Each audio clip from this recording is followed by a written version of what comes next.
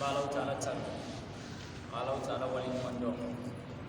adila lau ta'ala fi anwara ka batu mi kala kaminai ame ka batu mi wati kono ya rabbi ala ka fene kelin wa amma nay batu ke nala ya minai abaraju ala kullu me kan kono adila lau ta'ala fi hamina ko min bana ala ko ya jumu min bana ala ko yafa bana jugu minum bana ala ku kenaya bana jugu min kibariya be tiɲɛ fɛ ya rabbi ya rabbana ala ka n'an balima silamɛ bɛɛ lajɛlen kisi a ma n'o bɔra yen an bɛ an ka dabidari an b'o walawala an b'o kɔntala an ka dɔgɔkun tɛmɛnen walanda o tun bɛ haramumako fɛn minnu ye haramu ye a kum'olu dɔw kan i n'a fɔ jɛnɛya ka dan wali muso kumakan ye ani o kɔfɛ ka maa wɛrɛw ka nafolo dun i silamɛ ɲɔgɔn wɛrɛ ka nafolo dun ka sɔrɔ n'a ni kun ma jɛ n'a ye walima ka dumuni kɛ ni solladon nafolo ye walima ka dumuni kɛ ni diinɛ ye an ka walanda kun o de kan a jɔra o yɔrɔ yɛrɛ de la ala ka ani sababa bɛ fɔta ani kɛta la sani an ka don an ka walanda kɔnɔ an bɛ tanga ɲini kurakura ye Alahu Taala fɛ a k'an kisi k'an tanga ka bɔ sitanɛ tɔɔrɔ ma an ka lahalaya bɛɛ lajɛlen na k'an sinji ni ala tɔgɔ ye k'an yɛrɛ kalifa ala ma diɲɛ hinɛtigi don lahara hinɛtigi don a seereya k'a fɔ ma ye kelen filanan t'a la an b'a fɔ da la ala k'a sabati an dusukun na k'an farisogo kɛ ka wale kɛ n'a ye ala k'o nɔgɔya an ma an bɛ kisi ni nɛɛma ani hinɛ an b'o ɲini ala fɛ a k'a jidi ka taa alakira ba kan Muhammad sallallahu alaihi wasallam ani alakira sotigiw ani a ka sahabaw ani maa min sila olu sila nɔ la ala k'an fara o jamakulu sanumanw kan o tɛmɛnen kɔfɛ an balima silamɛw a ko wa aklu amwali nasi bi ghairi tibi nafsi ay wa ya'al ala al-mukalafi aklu amwali nasi bi ghairi tibi nafsi a bɛ haramuya baligu kan komi labidaratigi y'a ka kuma daminɛ ni baligu ye nka hali baligu kelen tɛ na hali denmisɛnnin a tɛ daga o ye ka maa wɛrɛw ka nafolo dun ka sɔrɔ ni ma jɛ n'a ye k'o ye haramu ye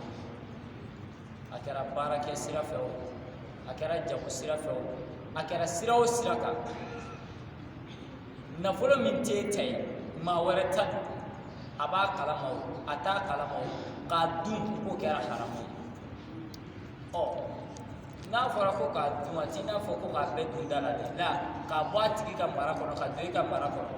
a bɛnna o e y'a dun o walima a bɛnna i y'a don fili la o walima a bɛnna i y'a di mɔgɔ wɛrɛ ma o e kɔni de y'i yɛrɛ nafa ni wale nafolo ye ka sɔrɔ a tigi ni ma jɛ n'a ye i k'a dɔn k'o ye haramu ye alakira sallallahu alaihi wasallam a b'a fɔ a ka hadisa dɔ la sogo o sogo n'o sogo kulɔra ni haramu ye jahanama de ka kan n'o sogo ye o b'a yira o tigi ka jahanama de ye wali nafolo dun b'an fɛ yan bi na dɛ mɔgɔ dɔ bɛ yen wali nafolo dun ale ka dun cogo ye jumɛn ye i n'a fɔ dugukolo feerelaw ni terrain papier b'a bolo n'a y'o légaliser walima k'o photocopie a b'o terrain kelen a bɛ t'o feere dɔ ma ka tila k'o ɲin dɔ la ka tila k'o garanti la dɔ bolo a kɔni b'a dɔn terrain ye kelen de a tɛ kɛ fila a tɛ kɛ saba ye a bɛ min dun o la nin sira ninnu ka sa o ye haramu dɔ ye wa a b'o cogo fɛnɛ na hali feere sen fɛ ka fɛn namara k'a feere mɔgɔ ma walima ka sannikɛla janfa feere la i y'a ka nafolo dun de ka sɔrɔ a ni ma jɛ dɛ parce que n'a ni jɛra n'a ye a tɛ sɔn k'o di o bɛɛ bɛ doni kɔnɔ o bɛɛ ye haramu ye hali baarakɛ sen fɛ o bɛɛ ye haramu ye ni i ka ca bibi na ko ye ko caman na hali i fɛ mɔgɔ dɔ ale tɛ se ka fɛn minɛ la sira jɛlen kan a b'a munumunu ye k'i ɲagami k'a minɛ n'i kɔni ye maaw ka nafolo dun ka sɔrɔ a ni ma jɛ n'a ye parce que ni jɛ ye jumɛn ye min kan ka a b'a jigiya ko min ye min ye n'a y'o di a ni jɛlen don n'o ye nka a t'a jigiya min ye min ye e ka namara ani ka janfa kata do do ko tugu la ko haram ni bi kono de atibe ako kofe ka duni ngani sunna doyi aya fo jiji ne avocat walma alima waro ma min be sunna donke ka duni ke doyi Allah taala de baraji bari la sabo sunna don kala ni mawi ay junuba ayo de fen la sabo sunna don kala jumawi ni balma ma fla bi nyona man yashfa shafa'atan hasana ni mami sunna do duma ke kata balma mawbe ka fu nyogo mawbe ka tin mawbe patron na ka paranti ko lula be ka sigi nyogo mawbe ka slama fla ko lula be ni mami o ke ko baraji bari bi yola ala e baraji bami fo de ka bua dia kara jago ni ka bu e bana ala ka baraji na kata o ke saramine wa ikhlasu no ko nan jele ala e ka baraji mi soro sunna dona konnan jele ala nin nata be nya fe to barki so parce que etta kunte alay akunte kiray akuye nata ni ko e haramu ako juma fene haramu ye aw bi din wal maqadduni ga dinay an jora woro yere dika o e haramu ye ngaw haramu ya o banga kelene sabula muna ma minu ye dine mai dura tolu bolo kuma do ni dine rete parce que iga fem mi ma to ko mo be yi ko ni dine mai ko ani so dine koso ni dine na fulu duni ka wal ma nga nga dine ma sarakati anga nga dine ma jaga anga nga dine ma fi sabilillah ala kasiraka ma chama hakili to yele anga kuma joro ni wanu akili ma tolula dine barake bawo abe gele na gele ara bibina dine bara farala meche ugane folo aku farala ente meche ga labi agera meche re wa al dine barakela e min fene ne ko kibe dine barake ko ata meche warake ma do dobe yola ko e karam ko towa wal ma e al mam towa parce que ku ya mira kera meche re kaso ma be nge ki ga ko wero ke o e fam ya to bayadi ukanga fenere ke ka barake nuwa fenere ke dine fene kono mo hakili tula o mo bina balo chuli na kera finini wal ma kera kitabu di wal ma kera kuweredi a foi tita musaka koko ka musaka boga dola o ke baga manchare wala tasira do fi beitu mali olu ga ko chama bola o tam fe ka fo silama wa na fulusu utam fe an maslama ya fara le do fara yoro ka cha de ni ya fe ta fara yoro ka cha ka so silama be ga ma te ka fara nyoba ma be tu mal posiki ga bibina be yoro do ma cha de no be tu mal sigira silama wa na fulusu fe no be ulu ka ngata blai afo ko fe mi ala te o tabla yoro de la kuma do mo do ka sa su do la o konna folo o se ka tablay wal ma fen to mo o se ka tablay ni betu maluti silama o bena o jigida mo de ka silama fen be genga minedi ni ma ko be fen fen na bi ni ne ko ba genga minedi ali wajulu ni ko kiga ke iba genga minedi donc ma o hakilite ni na kwanga nga fen bonina minun fen be ka ke ala ko so kuma do alni be ka ke ala ko so ngani fenti ifene be kudo ke pour que ga fe so ona no kono ibi to le la dro e be doni duniye dine ko nala e be na dine re fe sa mo goma to ga dine re fe mo goma walla ala ka jomba do ale ko ale ba akun ka duni ke ni ka kulenge ke na fo atoko botora flamon artiste be mi ka jeliya ke ka dongli dake wal makam bisigi je ko luke kale ba akun ka soma ka nafulo soro ka dun o ye haramu ye de o barake de haramu ye ngale bi so oma ko nafulo dun ale te duni ke ni dinai olu mo bo dinga la pew duni nga sirafe na biam mo be dinga la duni sirafe alli ga wajulu be ibina fika yala ka fo be karsa wajulu be ngolo do aya hakili to ala de a sheshi ko a migoro ko allo lu nyana bora iba fotu ni ko hakili to ala shay ko nyana bora migoro ko nyana bora o min na de o be di joma sa shay ko nyana bora ka migoro ko nyana o etare amaka duni ke dine afem asu be do de ba on fe ya do re tere amma dine fe mbo ko di min be dine bara la ma fen soro siradi fi sabilillah fona kala dine de be yanga ngambulu baju iba bla ate be dine ko na be biangolo de ko wala ma ko su ko na mami kati wala sharia la mo koy funadi dine bara si kelembe o be so kelembe o te so jume me so allazi ya'qulu li ya'mal kelembe o be dumuni kede ko so ka barake abe dumuni ke mo ko so ka barake o be so o aso foi to bulu o be dumuni ne kesisa pour ga ka sika dine barake o e kili fulana jume allazi ya'mal li ya'qul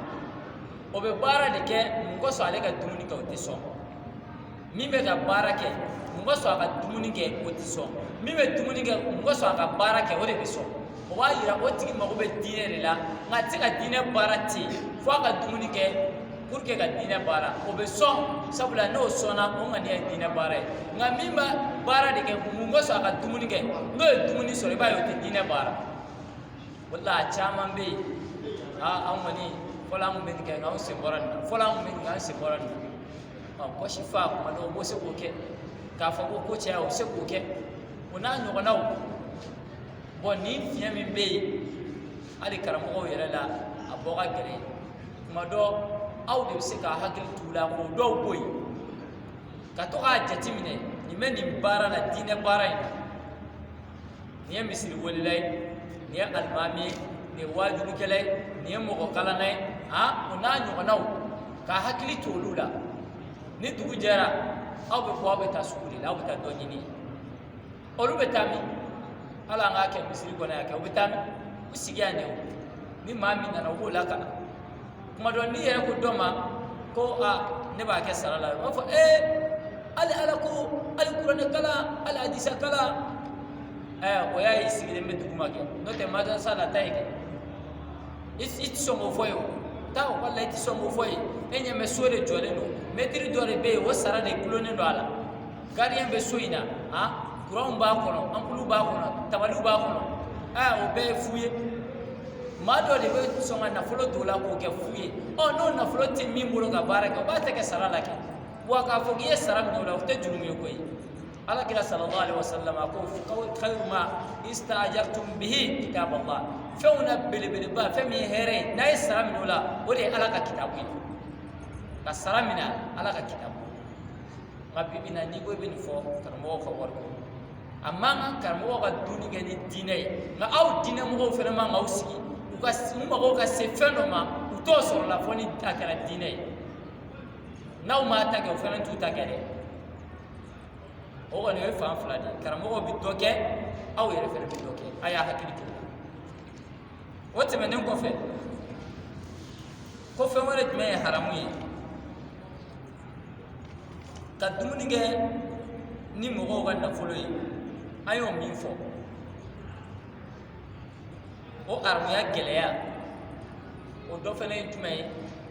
ini mo ye barake senfe iyo kutu iba fo amba fo tum na nyu bulotiki ko e keli flana eni mo ye kodo ke o koto no sorole wal ma o gani ma sorole kama o janfa wala ko fene nga jugu katime doinga ina fo ala kira sallallahu alaihi wasallam Allah ta'ala be min fo qur'ana kono wa ma kana lin nabiy an yaqulla wa man yaqul yati yawm al qiyamah bima qalla summa tuwafa kullu nafsin ma kasabat wa hum la yuzlamun ala fa makka nabmai an yaqulla aga jama jefe aga ushui ni sorola ala kira sallallahu alaihi wasallam ani sahaba utara jihadi dorila jihadi jara unana ka bo jihadi la ganima minu sorola no e tono ye kele tono finin do kumbala finin tununa atunni mi gara o klali yoro la fini mayi do be ka fo kerefe e kira yere ta Allah taala ni Qur'an ayat jigi ka ala kila la je ka man kan na mai aka jama je fenta ni ma mi e jama je fenta al kiyama jondo atikila mo be na nai ay femi ta be na nai o ko fa Allah taala be ni kilingilin be dafa fena ay femi ke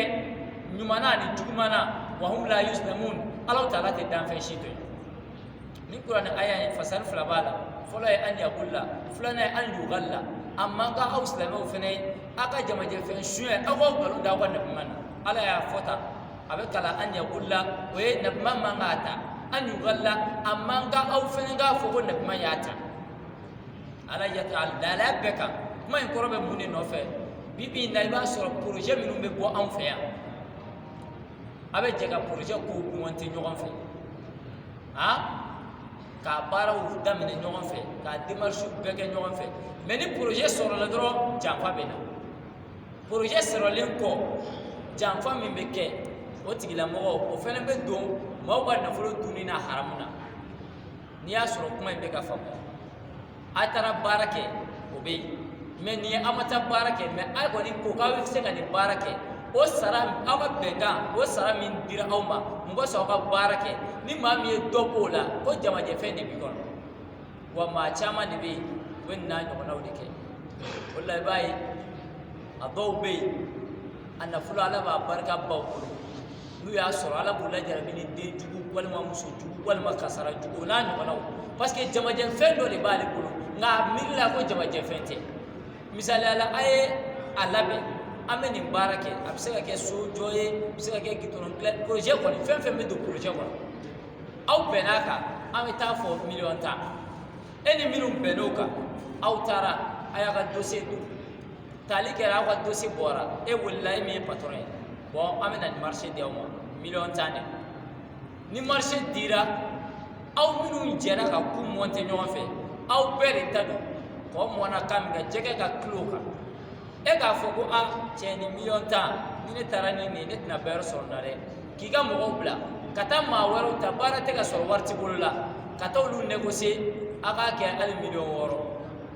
o tɔ min bɛ t'i bolo o ye haramu ye dɛ i ni minnu bɛnn'a kan olu de ta don a kan ka taa o sira de fɛ nka bi bi in na nin kɛlen don fan bɛɛ baarakɛyɔrɔ la n'a ɲɔgɔnnaw de bɛ yen walima dɔ fana ye jumɛn ye i b'a sɔrɔ e ye patron ye dossier bɛ na di e de ma e de bɛ choix kɛ han dossier nana monter ka d'e ma baara ɲininaw fɛ u bɛ ka baara dɔ ɲini aw bolo aw k'u sara u k'o baara kɛ o valeur ye hakɛ min ye e k'a fɔ dɔ ma ko karisa a valeur ye nin hakɛ de ye o dossier bɛɛ bɛ ne de ka bolo kan o tuma nin di yan pour que n k'i ka dossier ta i b'o min minɛ pour que ka nin ka dossier ta k'o ye haramu ye nin b'an ka baarakɛyɔrɔw la koyi bi bi in na nin bɛ yen dɛ pour que ka marché d'i ma a tɛ di nɔgɔya la dɛ ala gitɔrɔnba da ninnu n'a soba jɔ ninnu a marché tɛ di nɔgɔya la dɛ a bɛ di e bɛ fɛn dɔ de bɔ k'a di u bɛ sɔrɔ k'a di ka sɔrɔ ale b'a ka baarakɛyɔrɔ la a bɛ k'a ka baara kɛ a b'o sara ta nka o nafolonin e bɛ min di ale ma o nata bolo ma a donna haramu na que ça soit e b'o baara dɔ e t'o dɔn ale kɔni b'a di ma ale ye dɔ sɔrɔ k'a bila a kun dɔrɔn a banna silamɛw fo an k'an janto an ka nafolo la an b'a sɔrɔ cogo di an b'a dun cogo di an b'a sɔrɔ cogo di an b'a dun cogo di ni maa min ma nin jɔrɔ alikiyama ko b'i ɲɛ dɛ alakira sallallahu alaihi wasallam a ko hadisa la la tazallu qadama abdin yawma alqiyama hatta yus'alu an arba'in kiyama jɔn don maaw kununen k'u jɔ k'a fɔ k'an ka taa kiiritigɛyɔrɔ la an ka taa siratu yɔrɔ an ka taa mizani yɔrɔ ko maa si sen tɛ ta fɔlɔ f'u ka t'i ɲininka fɛn 4 na aw jɔlen don an ka taa bɛɛ k'i jɔ fɔlɔ pour que i sen yɛrɛ ka sɔn ka taa fo k'i ɲininka fɛn 4 na o fɛn 4 alakira y'a fɔ sallallahu alaihi wasallam an umrihi fima afnahu u b'i ɲininka i si la i y'a ba mun na e y'i si kɛ mun na e cɛkɔrɔba san joli i tɛ diinɛ dɔn i tɛ diinɛ baarakɛla ye farida i janto la kuma tɛ sunna ma han e kumakan bɛɛ de ko halala yɛrɛ ma sɔrɔ kuma tɛ haramu ma i b'i ɲininka i si la i y'a kɛ mun na u b'i ɲininka tuguni i ka nafolo la min aina iktasabahu wa fima anfaqahu ñiningali ye naani de a fulana i be ñininga i ka nafolo la i y'a sɔrɔ cogo di wa i y'a bɔ cogo di a sɔrɔ cogo i y'a sɔrɔ cogo di i y'a bɔ cogo di i be ñininga o la sɔrɔ cogo n'o kɛra haramu ye i isa wari kasi i bɔnɛ la dɛ sɔrɔ cogo ɲɛna nka a bɔ cogo don n'o fɛnɛ kɛra haramu ye don i bɔnɛ la ya rabbi ala ka limaniya d'a ma ala ka nin faamuya ɲuman d'a ma ni ye diɲɛ alakota bɛɛ ta k'a fara ɲɔgɔn kan alakota bɛɛ sopasima ye fɛn duuru de fɛn duuru o bɛ maa ni ala cɛ tiɲɛ pewu nafolo de y'a naani n'a ye nafolo o de y'a naani n'a ye a bɛ maa ni ala cɛ tiɲɛ n'a fɔra a bɛ mɔgɔ ni ala cɛ tiɲɛ nafolo yɛrɛ ala mago bɛ nafolo la an bolo silamɛ bolo ala mago b'a la ala ye mago b'a la cogo di ka silamɛ ka ŋaniya ɲumanya lajɛ ani ka silamɛ ka hinɛ lajɛ man dalizi yukridu llaha qardan hasana ala ko jɔn bɛ juru ɲuman don ala la a t'i n'a fɔ ko ala b'a mago de ɲɛ a la ala mago bɛ e yɛrɛ diinɛ ni ŋaniya n'i ka hinɛ la ani ale ala ladegeli la n'o tɛ fɛn bɛɛ lajɛlen ye alaw ta lajɛ e bɛ ka min fɔ ko nafolo a bɛ bɔ min n'a bɔra sanfɛ sankolo ye jɔn ta ye n'a bɔra dugukolo la dugukolo ye jɔn ta ye inna nahnu narisul arda wa man alayha ala taala ko an bɛ dugukolo de ta tiɲɛ ye karuna n'a ka nafolo baden a bɔra min maa si ni nafolo ma na hali ni n'a nana i bɔra yɔrɔ jumɛn inna lillahi i bɔra ala yɔrɔ wa inna ilayhi raji'un i bɛ segin ala yɔrɔ mɛ ala mago bɛ e diinɛ ni ŋaniya la nafolo in fan fɛ ala mago b'a la o la nka ni nafolo dir'i ma ala ka homme de confiance de kɛr'i ye ala ka danayamɔgɔ de kɛr'i ye hakɛtigi bɛɛ ka hakɛ di wa n'i ma hakɛtigiw ka hakɛ di i bɛ fara nafigiw kan i bɛ fara fasigiw kan i n'a fɔ min ɲɔgɔn ye sa arabata sɔrɔ ala k'an n'aw kisi o ma o tɛmɛnen kɔfɛ ko fɛn wɛrɛ jumɛn bɛ da nin kan wali nafolo dunni o bannen kɔfɛ ko fɛn jumɛn bɛ haramuya baliku kan ta'khiru salat an awqatiha ka seli waati a ma fɔ k'i t'a kɛ dɛ k'a ye retarder k'o ye haramu ye selibaliya tɛ fɔlɔ dɛ seli waati sera na ka nin kɛ ka sɔrɔ ka seli k'a ye retarder k'a pousser ka taa kɔfɛ dɔrɔn k'o ye haramu ye fɔlɔ o ni kɛbaliya tɛ kelen ye selibali kɔni ye subhanallah t'a dɔn e bɛna taa min fɔ e ka question yɛrɛ kɔni e ma tɛmɛ yɛrɛ fɔlɔ a b'i n'a fɔ misaliya la mɔbili e bɛ mɔbili kɔnɔ k'a bɔ ni polisi fiyɛ i jɔra a b'i ɲininka papiye dama dama la mɔbili la assurance fiɲɛti visite technique carte grise fiɲɛti visite technique ani assurance a b'i ɲininka o la nka e yɛrɛ min bɛ ka mɔbili boli o ye naani ye mɔbili pièce ye e yɛrɛ ta o ye permis ye fɔlɔ ni nin naani sɔrɔla mɔbili la ni permis ma sɔrɔ e bolo dun mɔbili bɛ minɛ e bɛ minɛ wa permis yɛrɛ alikiyama jɔn do ye seli de ni seli t'i bolo dɔrɔn foyi t'i bolo a kɛbaliya kɔni an b'o kɛ a damana walanda ye min ye haramu ye o ye ka seli waati retarder de o de ye haramu ye fɔlɔ a kɛbaliya kɔni tɛ o ye jahanamaden de ye différence foyi tɛ silamɛ ni kafiri cɛ fo n'a kɛra seli ye la farka bayna al-muslim wal bayna al-kafir illa tarik as-salat ala kira ko as-salatu imadu din seli ye diinɛ guloma de ni maa min y'a jɔ i ye diinɛ jɔ ni maa min y'a to i ye diinɛ to yen awwalu ma yu'assab bihi abdu yawma al-qiyamah min amalihi as-salat hadamaden bɛ ɲininka fɛn fɔlɔ min na i ka baaraw la alikiyama jɔn do o de ye seli ye n'i ye seli n'o ɲɛna dossier tɔw bɛ lajɛ n'o tiɲɛna dun kuma t'i ni ala cɛ seli bonya ni seli valeur alikiyama jɔn do baara min bɛ kɛ ka différence kɛ ka mɔgɔw bɔ ɲɔgɔn na teliya la seli de wamtazuni yawma ayyuhal mujrimun tɔnikɛlaw bɔra tɔw bɛ yan kalabanciw bɛ yen fɛn wɛrɛ b'an cɛ la bɛɛ jɔlen bɛ Allahu taala bɛ na wele da yawma yud'awna ila sujud aw ye ne ka jɔnw ye aw ye ne kuta an m'an bato bɛɛ b'a fɔ ala an y'i bato ala b'a fɔ bɛɛ ma ni bato dɛ bɛɛ b'a fɔ k'an y'i bato ala b'a fɔ aw minnu ye n bato o tuma a ye sujudu kelen kɛ yen sa b'a dɔn kɔni aw bɛ se o la maaw bɛ na k'u bɛ sujudu bin o fala yastati'un bɛɛ tɛ se maaw ma taa bibaga ye yan e tɛ se n'i ko i b'a bin abike na fo bobi kola ibina firinya ka iti so mataw ibi joyi dola o minum be ko lu ya bi bawo isa o lu be sina ka binte no yala o minum be ko lu tesera u be fembe sai ku ko sai chugo pada Allah taala ti so basuju anna lahu tanawus kalimanya ka asakosinta ko be ke chugo di kiyama kenaka abeke jiene apara be ke jiene mata asakosinta kiyama re donc siri joro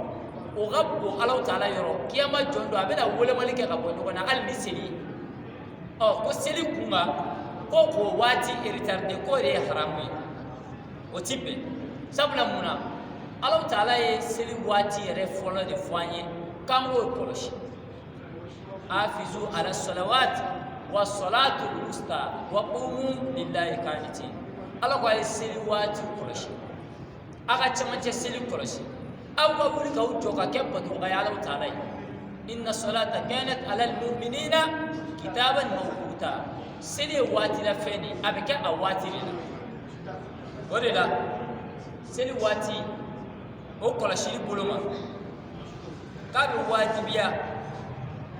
إسلامك أكاك سيدي واتي كل شيء نما مي سيدي واتي كوسي ima songa seli wati da fo seli wati bora yoro seli wati fene amna sama wala la kono selo selbe na bora fajilla wati flaba seli wati sabai seli farda dure nga seli wati sabadi fajir kili ne baka wati da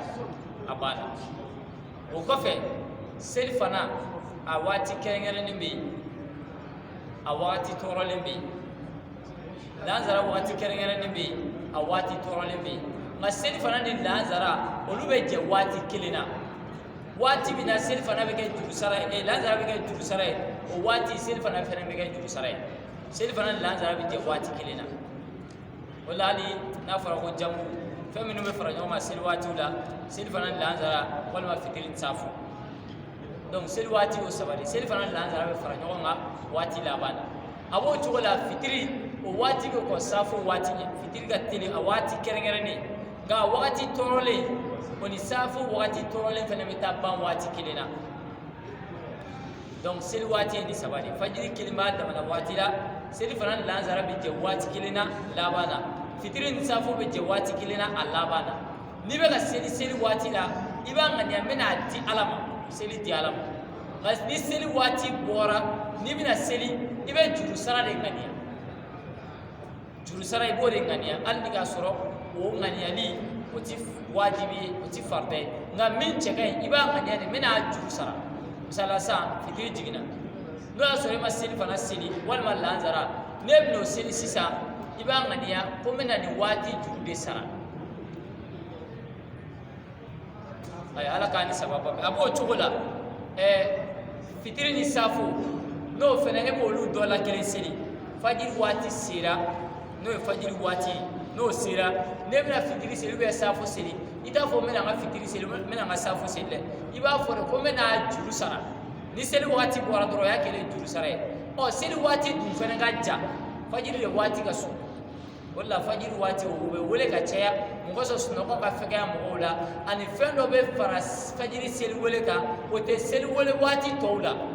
as-salatu khairun min an-nawm ko seli ga fsa suno ko o ba soro ma chamba be suno ko la fo ko gawuli ga do be olu fene barka bani ta ko do ta ko lu fara fara nyoma nu wula wati na karsa na musil fajiri e che fajiri ya be wuli kuma tiga so madaya wallahi rande ko girima ni madima no dirima ibe wuli ka to wati kumbe ina telefone rebe blala way sigi nyoga mi yere no jambe fajiri la wal may muso wal ma mi yere be dugoro ko gelentigi ina fo ko ha giri tuida ebe ko jorno arande fumi oye ko fitinde jiyatala ngai ga do ni wulla ka tasilinga kuma do alla ala sujudu kele minima mo be makishi sujudu kele mo be makishi ala kira sallallahu alaihi wasallam ate la ko fo sayyidina umar kuma do sefe abu umar ichesi selife ka chaya na Allah taala sujudu kele minima ala bi do aldina ko no koso nga sayyidina umar ay kanarda ki jodo ma do se ka sila shifi fo ga shije ala ma tenturu ko kele minai on est faratidi munela ebe sella yakili be surtout ma bibi na seri hakiliw bɛ min an dusukun bɛ min an ka seli mago bɛ seli wɛrɛ la seli dikun de ye zikiro ye k'i hakili jigin Alahu Taala la anw bɛ seli daminɛ fo k'a ban n'i ko dɔ ma misaliyala an ye fitiri min seli yan n'a ma kɛ alimami taara sanfɛ sura na ko alimami bɛ jɔgo fɔlɔ la k'a ye sura jumɛn kalan dɔ b'a kɛ tan Ala ka sɔrɔ a kun bɛ n kɔnɔ a b'i kɔnɔ kɛ n ka kɛri ɲɛna ye nka e hakili tɛ yan o n'i bɛ seli la k'i k'i hakili bila Alahu Taala la seli dikun de ye zikiro ye k'i hakili jigin Alahu Taala la n'o t'i ka seli la tɔ k'a jɛ don dɛ. a dugawu kɛ nata wɛrɛ i b'a ta nin yɔrɔ in na ka taa. Ala k'an ni sababa bɛ waati sera nin ye filaw de seli cogo ye. waati sera inshallah taala an bɛ dugawu kɛ seli waati retardeli ya Rabbi Ala kana an k'o jamakulu ye denbayatigiw aw b'a di Ala ma waati la a y'a cogo dɔn aw denw na dɛ a y'a cogo dɔn aw musow la dɛ aw kɔni ta an b'a jigiya aw bɛ kisi sira kan nka i muso bɛ cogo di i den bɛ cogo di e ye fitiri seli i bɛna safo seli n'e bɔra ka taa so sisan i b'a sɔrɔ muso ma fitiri seli safo yɛrɛ waati fana sera a b'o to fɔ n'a y'a ka dumuni sigi ka tila ko wɛrɛw la Ala tɛ taa yɔrɔ si nka Ala mago b'a batoli la waati de la ya Rabbi Ala k'o faamuya ɲuman d'an ma taqabbalallahu li wa lakum salih al-rahman بجاه سيدنا ومولانا محمد صلى الله عليه وسلم ربي اجعلنا مقيم الصلاة ومن ذرية ربنا وتقبل دعائي سبحان ربك رب العزة عما يصفون وسلام على المرسلين والحمد لله رب العالمين.